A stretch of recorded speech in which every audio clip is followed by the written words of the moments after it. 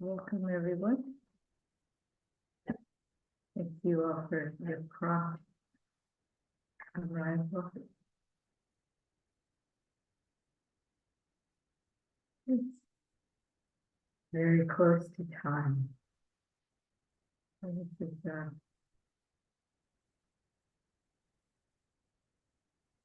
something I saw in a meeting room specifically. Can't arrive on time, arrive early. So that's nice to get oneself settled in and then continue settling. This is a thing with this meditation practice. It's a practice of letting go and settling down. I was listening to a talk by Ayya Suvijjana, and he was defining samadhi as, he was defining, describing the process of samatha, settling, and the process of vipassana. Vipassana is actually the result of discernment. So the practice of discernment. And these two things go hand in hand. It's discerning and settling.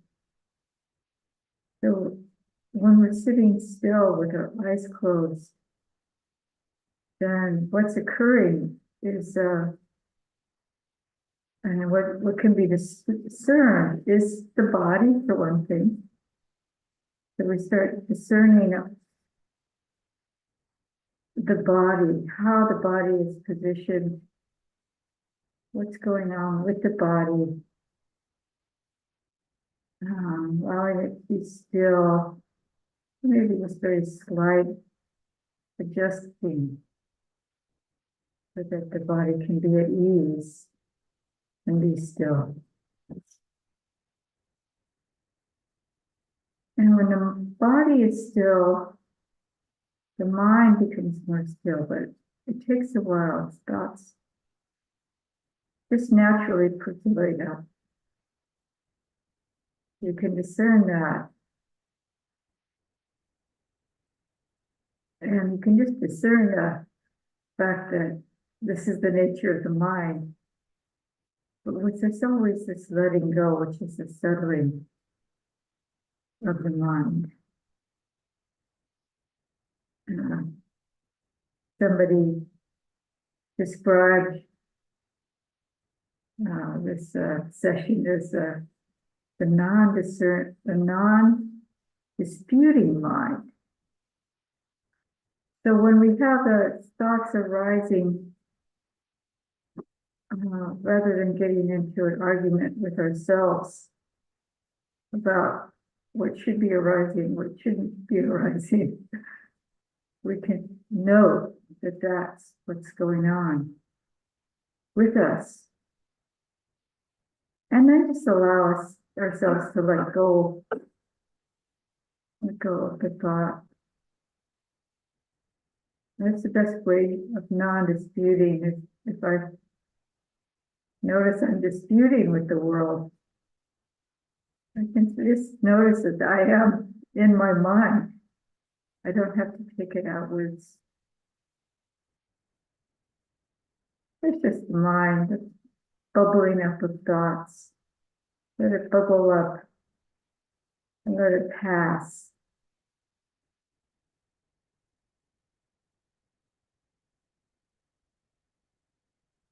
Just like bubbles arising and maybe landing someplace and then popping.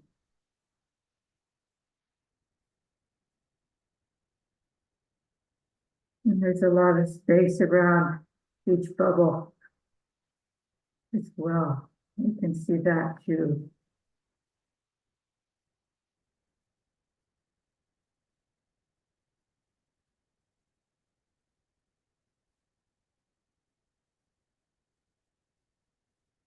So just sitting still, just bringing your awareness to the body, feeling the body and its stillness and the touch of the body, the pressure of the body against what's supporting it.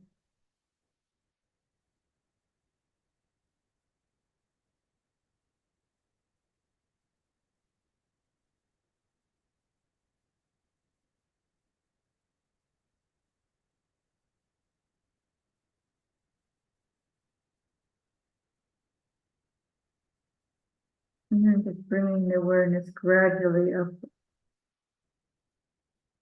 starting with the feet. Let feel the feet in contact with the floor or against the cushion, or maybe against the thigh or calf, however you position.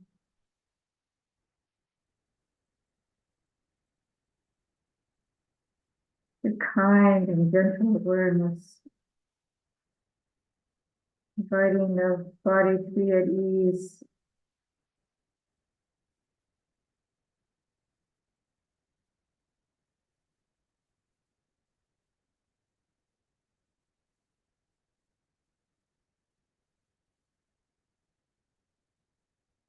But with over the calves and the backs of the legs, shins,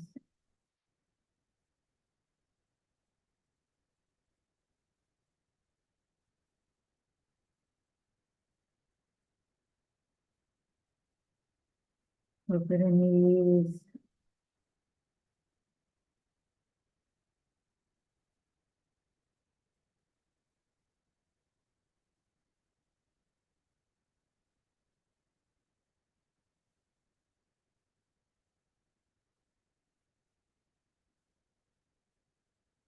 and thighs, upwards to the hips.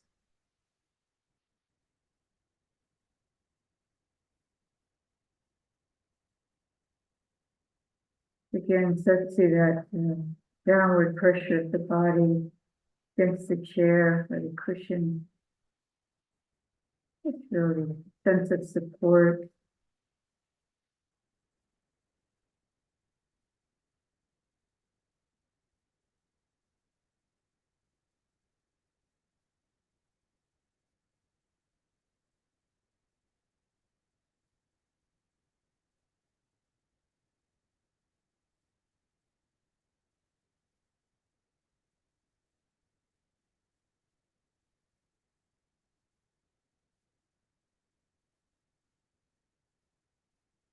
And over the buttocks,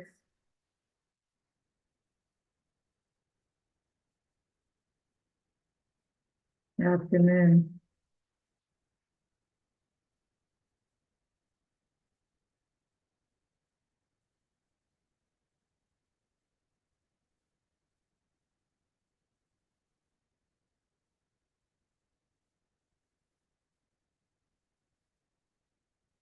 at this point, what's discernible is the expanding and contracting of the abdomen, the breathing, outward pressure, the sides of the body,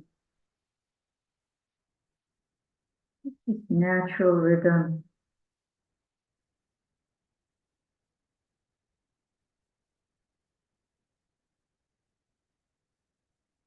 Chest,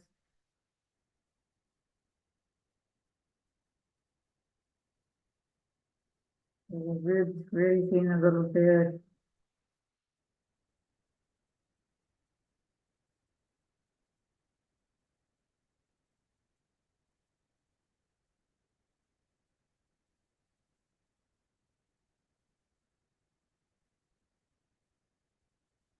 The shoulder blades slightly moving with the breathing.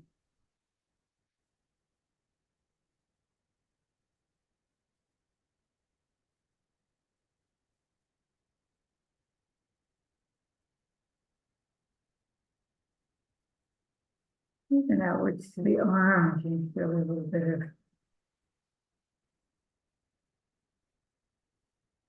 that rhythm of pushing outwards to the arms, like movement with the body. Keep everything in rhythm with itself.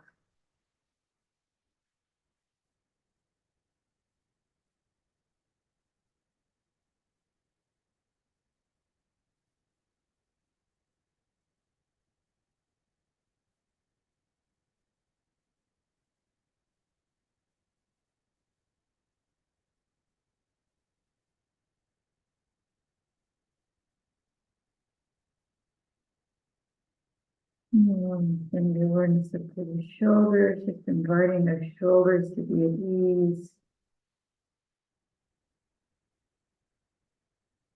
And downwards over the arms.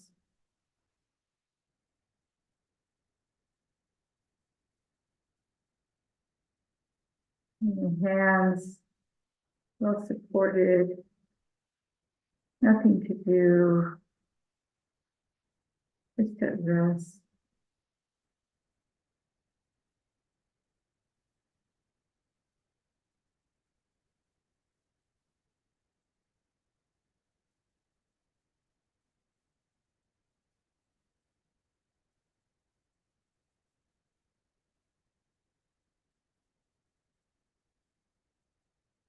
Just sensing as much of the hands as you can, fingers all the way down to the fingertips,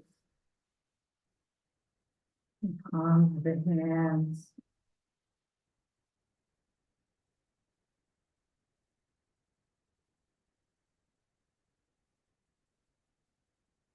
And wrists.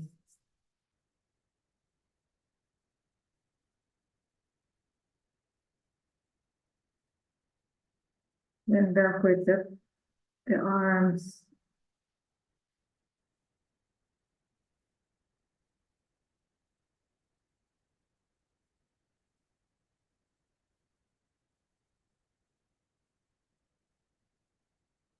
To the back of the arms.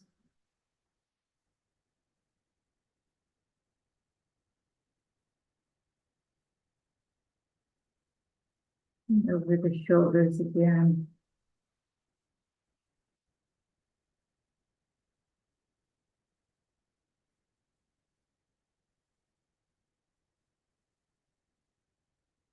And sensing the neck.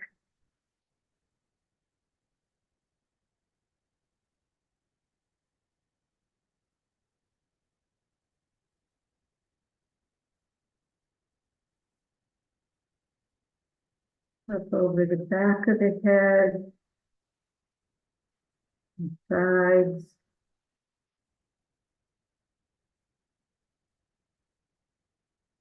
All the way up to the top of the head.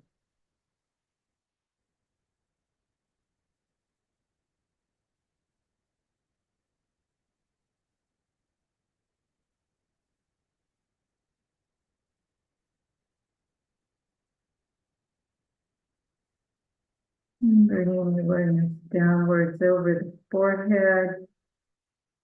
Really inviting the, also from the forehead, be at ease around the eyes.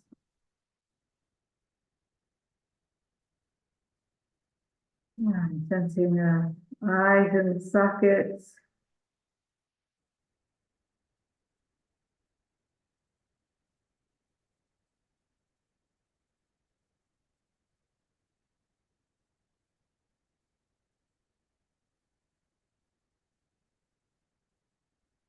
And your jaws and cheeks.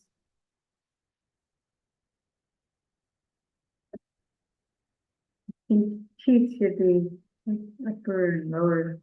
Cheeks should be lightly touching the jaw. Not too tight, not too loose. And the tongue at rest. Occupying the mouth, inside the mouth.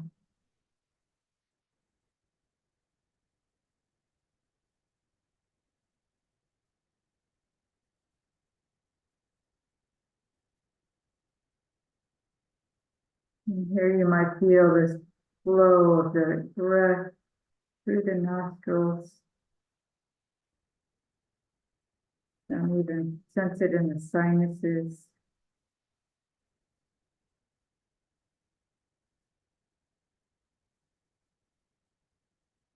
Again, with the expanding and contracting of the body.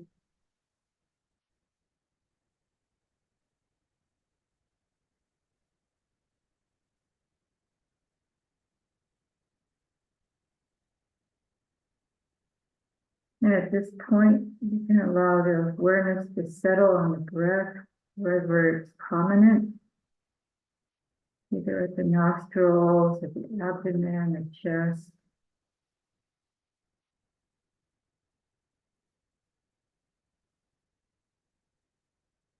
Or you can continue scanning the body.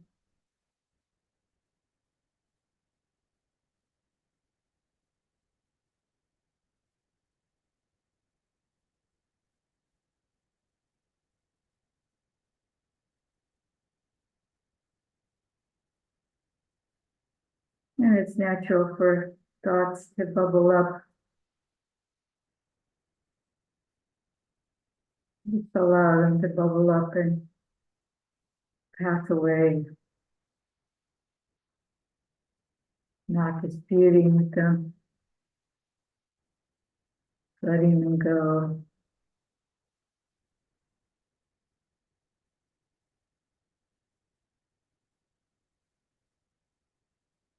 And just gently bring your awareness back to the in and out breathing, the scanning of the body.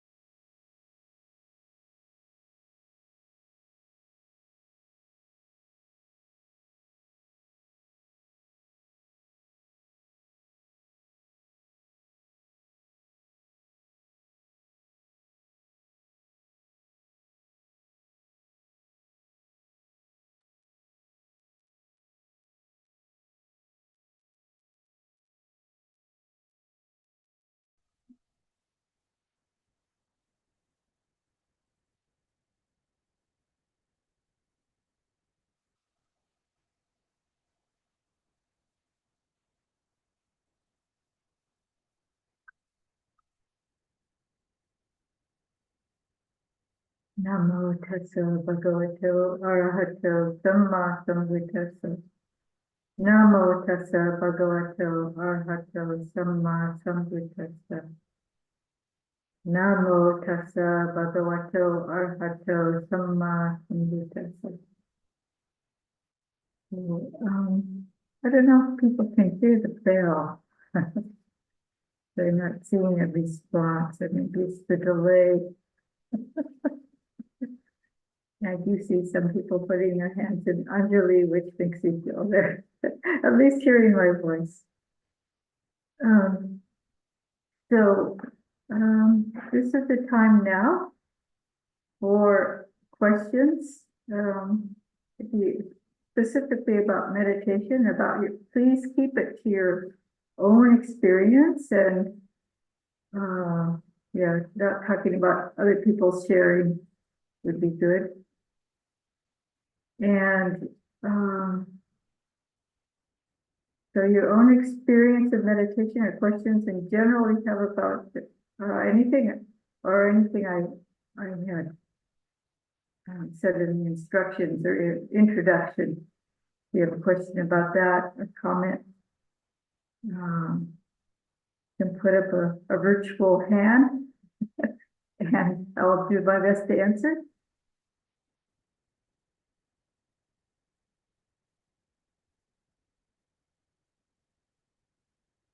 Everybody's meditation is going well.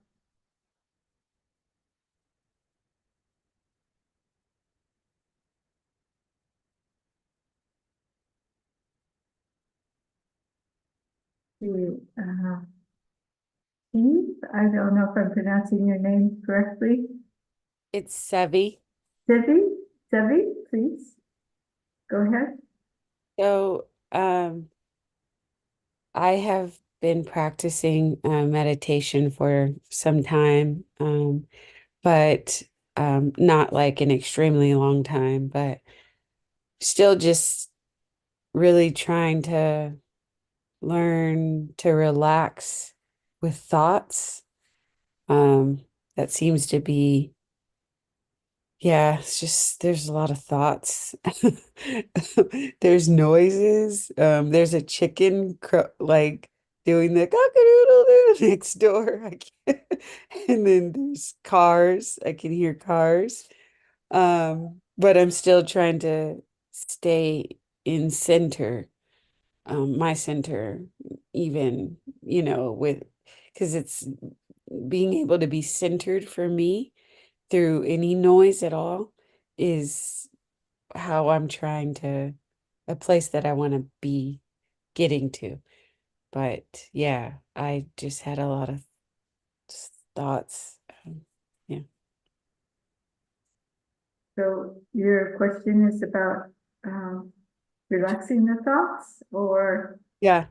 yeah. So yeah. So not to add aversion to aversion is one thing I'd like to say, where the thoughts are coming up, and then you're averse to your own thinking.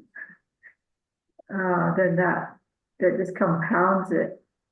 Okay. So just being at ease with that. This is the nature of the mind. Sometimes I think about it almost like, you salivate and people, your pores release your sweat and things like that. The gastric juices come when you eat and things. It's almost like the mind does that. It's a natural thing with the mind, but it can settle down. It can become more still, but the more we resist it, it just keeps reverberating.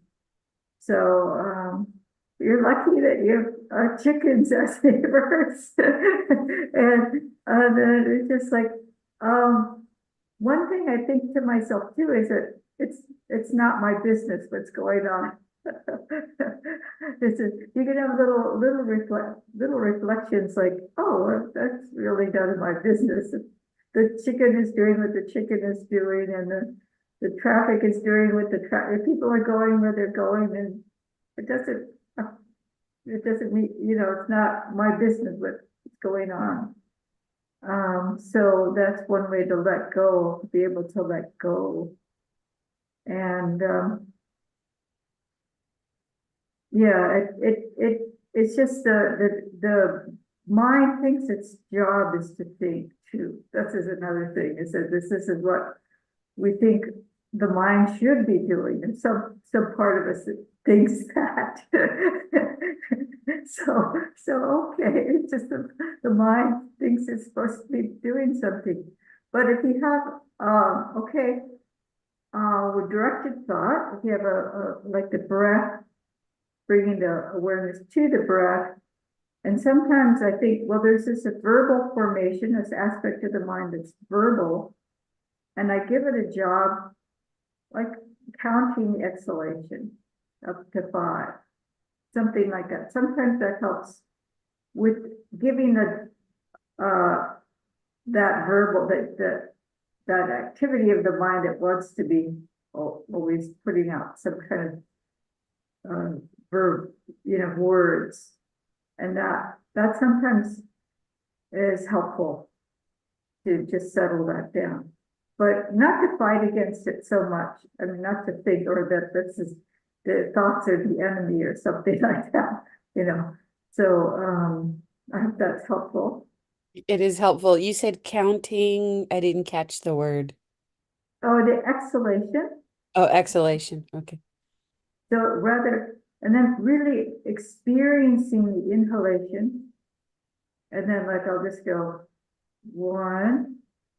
And then, when the breath comes naturally in, just really feeling the inhalation. And then there's this letting go with each number, and then go to 5, and then count again to 5. And then when you see the mind has settled quite a bit, you might just try, how is it when I let go of the counting after a while? And then if the mind just starts getting really distracted again, we can go back. But eventually the mind will just settle so much that you don't need the counting as a tool. It's just a tool. But also when I'm exhaling, it's just like inwardly thinking, like I'm saying the word 1 as it's going out. So you're still connected with the experience of the breathing as you're counting. Thank you. Okay. So, Suzanne has a hand. Hello, Ayya. Thank you for this guided. I'm curious because I'm on a self-retreat of several months. You And learned of what, pardon me, say it again? I'm on a self-retreat Oh, okay.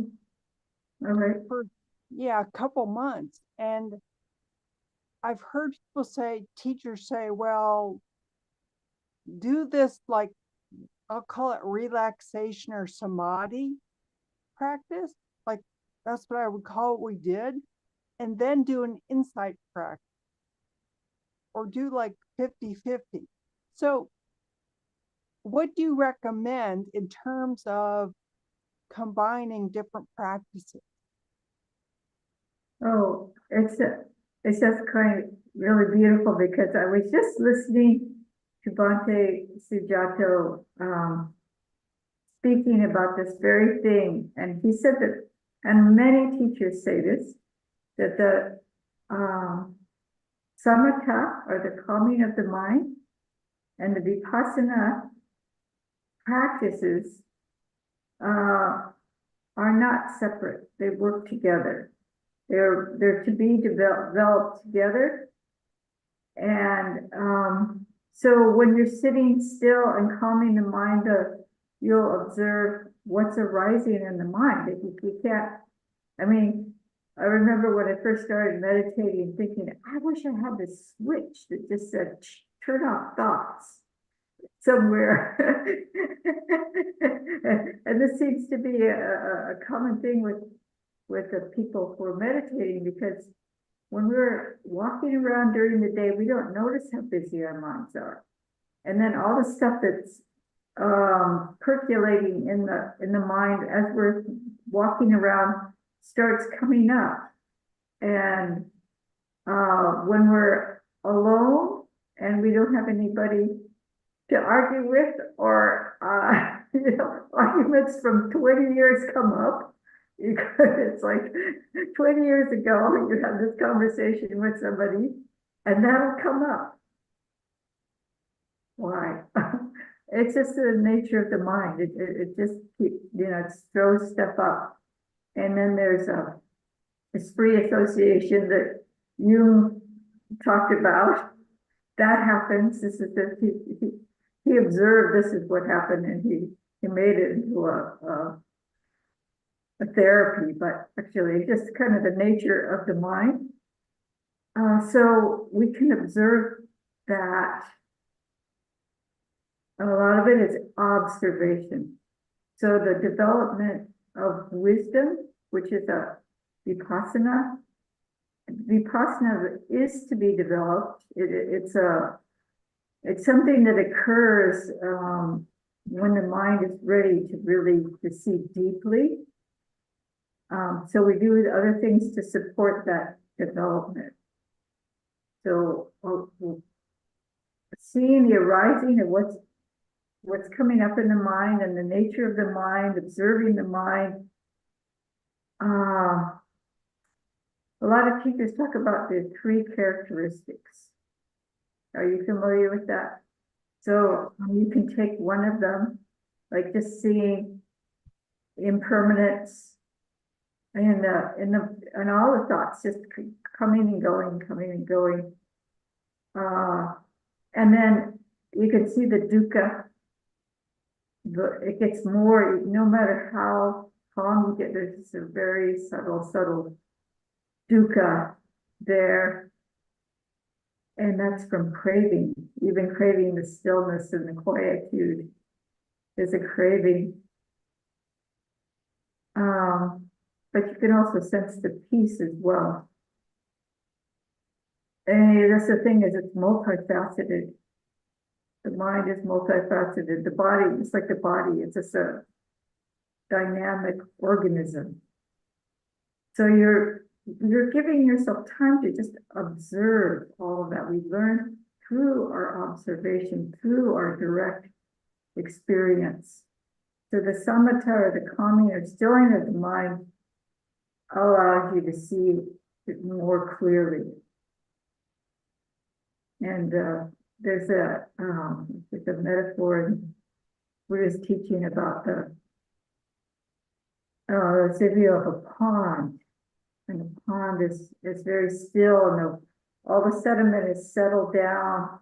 And then you'll be able to see the rocks at the bottom and the fish swimming and the water plants and things like that. You'll be able to see that really easily. But if someone gets into the pond and starts jumping around, walking it on the bottom surface, it's so shallow enough, stirring up all the sediment, splashing around, then you can't see clearly. So this is how the two work together.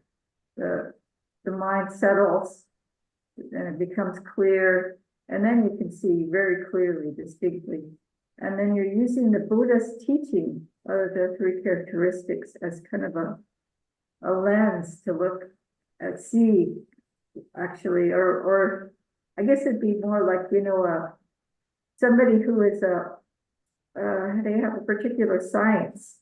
So if I'm really interested in water plants, then I'll be really examining closely what's there and how they're growing, and what's helping them grow and what's causing them not to grow, things like that, or the fish, like seeing how the fish interact or whatever it is. So wherever you're putting your attention, to the mind, like how you're looking at it, this is where the vipassana comes in. But yes, a lot of teachers say that allow the mind to settle first, but then sometimes observing, like if I'm feeling like really distressed or agitated or say, okay, well, this is actually dukkha.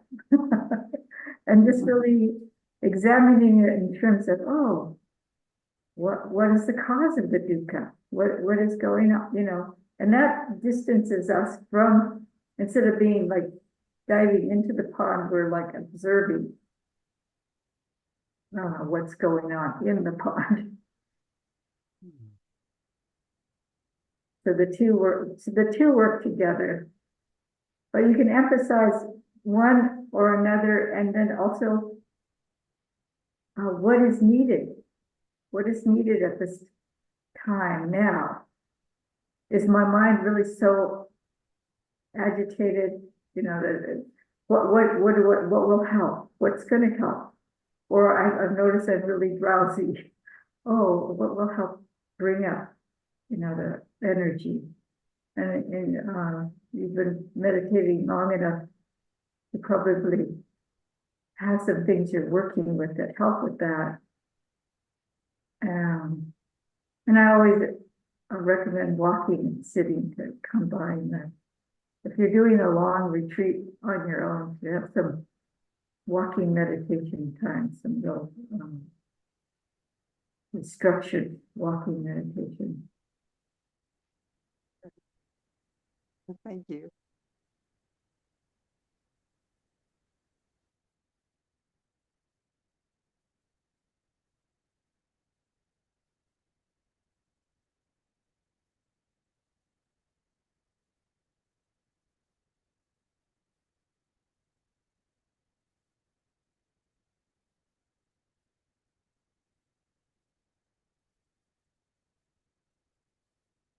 Anything else? Anyone else? I just want to say you got some really pretty flowers sitting there.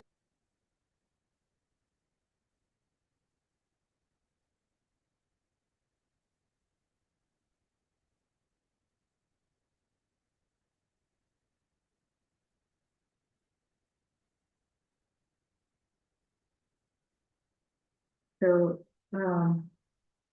this practice is some of it is multifaceted, some of it is balancing mind, observing the mind, and letting go. There's like different aspects of the practice.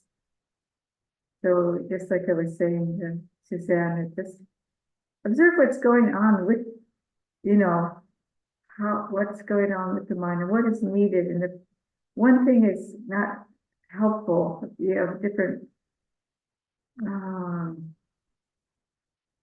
types of that. This is what I like about Theravada, is that you can have metta bhavana, or working anapanasati, working with the breath, or observing the body, or contemplating impermanence or death or something.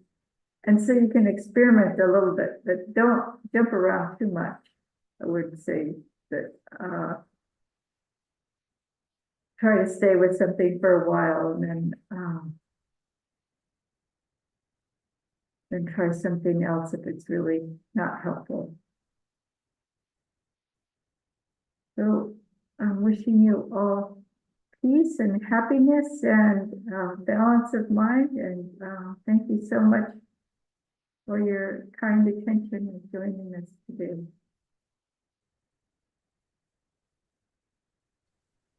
Sadhu, sadhu, sadhu.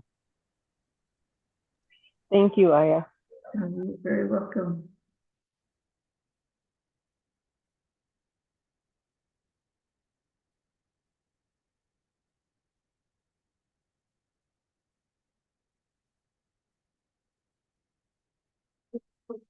Huh?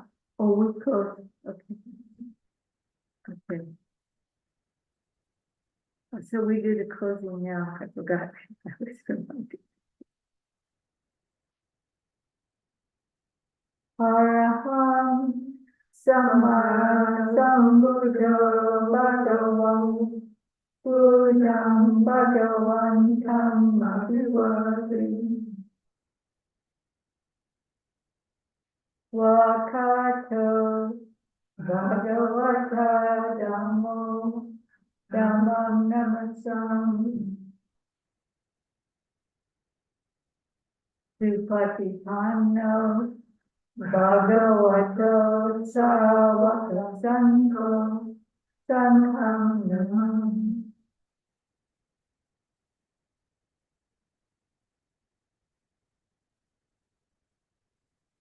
Thank you.